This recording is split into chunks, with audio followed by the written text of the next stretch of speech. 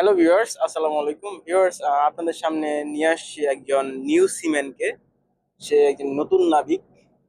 So আমরা তার কাছ থেকে তার কাহিনী শুনবো আজকে। তার এই নাবিক পেশায় আসার রহস্য কি সেগুলো আমরা তার কাছ থেকে জানবো।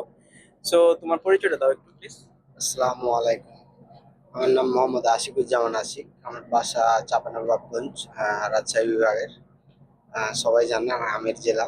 এই ওকে ওকে, সো তুমি জাহাজে আসছো। ওকে, তোমার এটা কয়টা জাহাজ তোমার এটা? এটা আমার দ্বিতীয় জাহাজ চলছে। এর আগে আমার আরেকটা জাহাজ করে এসেছিলাম আর কি।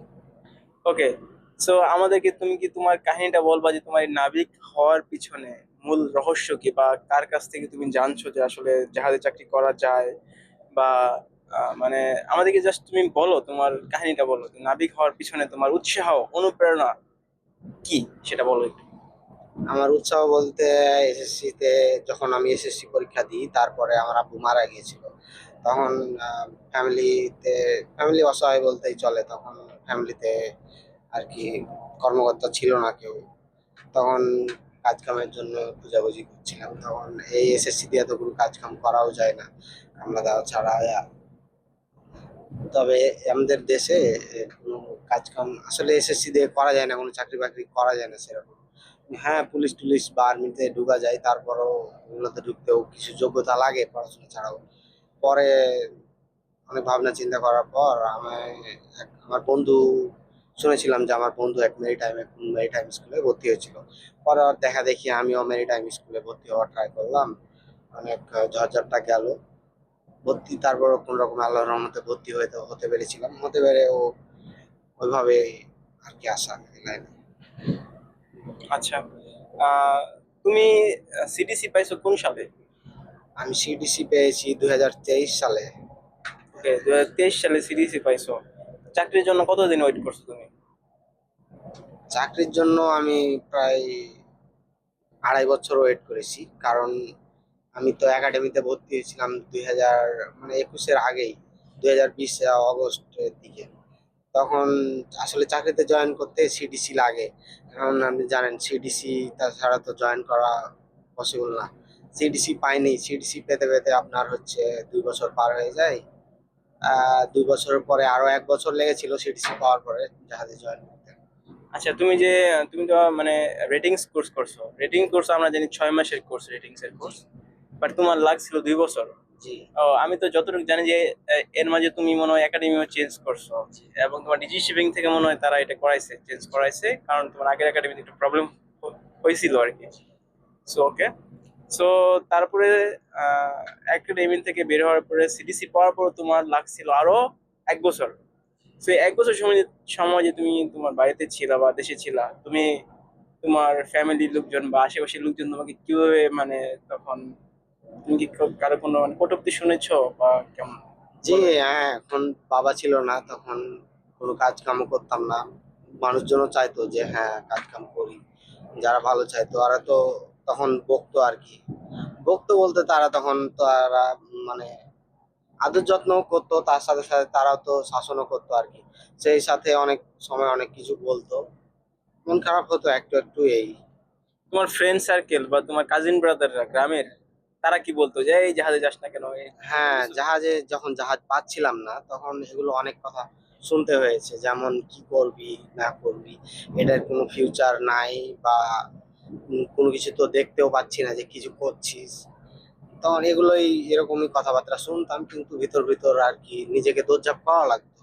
মানুষের কেউ দেখে না আসলে কষ্টের দিকটা, কেউ দেখে না যে জাহাজে যখন উঠে যায় তখন তখনই দেখে যে হ্যাঁ ওই জাহাজে জব পেয়ে গেছে, তখন এই জিনিসটাই দেখে। তাছাড়া তার আগের যে কত কষ্ট, কোন কোন রাস্তায় যে হেঁটেছি, কিরকম লোকেদের সাথে চলাফেরা করা হয়েছে, কোথায় কোথায় যাওয়া হয়েছে, এগুলো কেউ দেখবে না।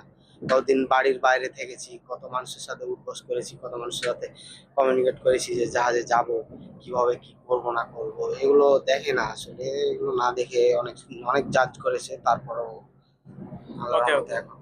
ওকে, সো ভিউয়ার্স, আমি একটু অ্যাড করি এখানে। আপনারা জেনে থাকবেন ওর মতো আর অনেক ছেলে পেলে আছে যারা একাডেমি থেকে বের হওয়ার পরেও বছরের পর বছর তারা চাকরির জন্য বসে থাকে, বছরের পর বছর, এবং চাকরি পায় না।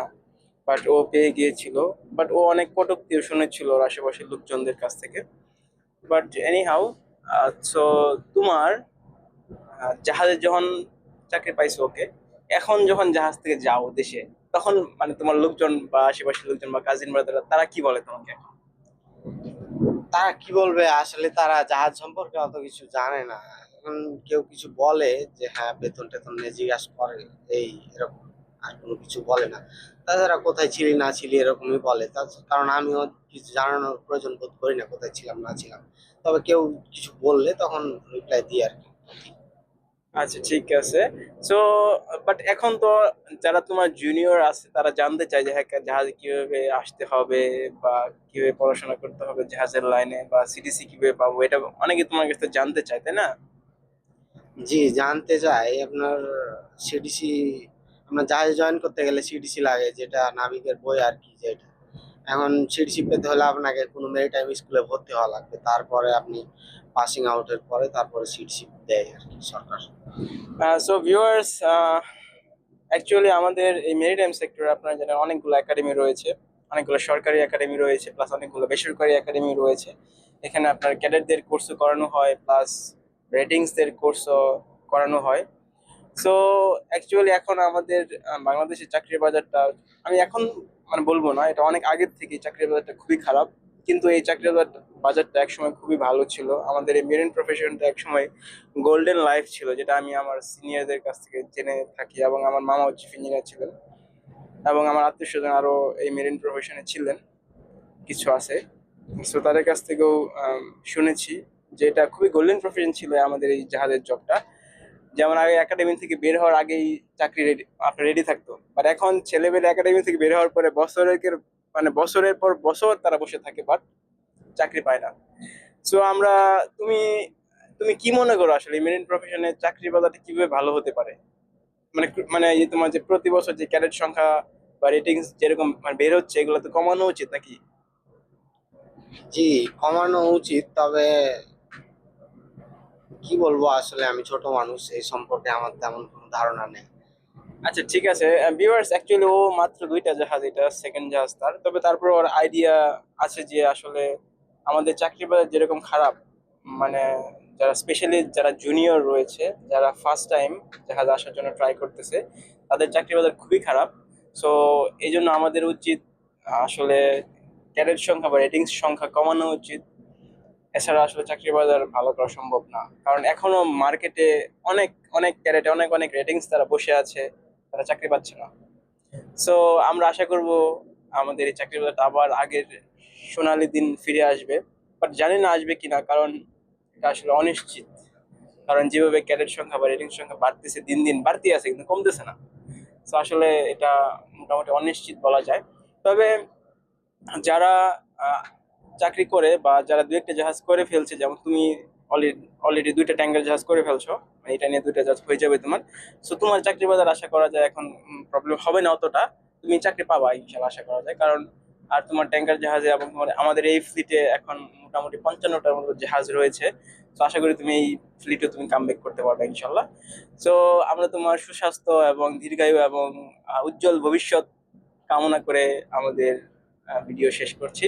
সো ভিউয়ার্স, আপনাদের যদি কোনো কমেন্টস থাকে বা জানার কিছু থাকে, আমাদের কাছে কমেন্টস করতে পারেন বা ফলো দিয়ে পাশে থাকতে পারেন। So thank you too much. আবার দেখা হবে নেক্সট কোনো ভিডিওতে। সো আপনারা পাশে থাকবেন। ধন্যবাদ। আসসালামু আলাইকুম।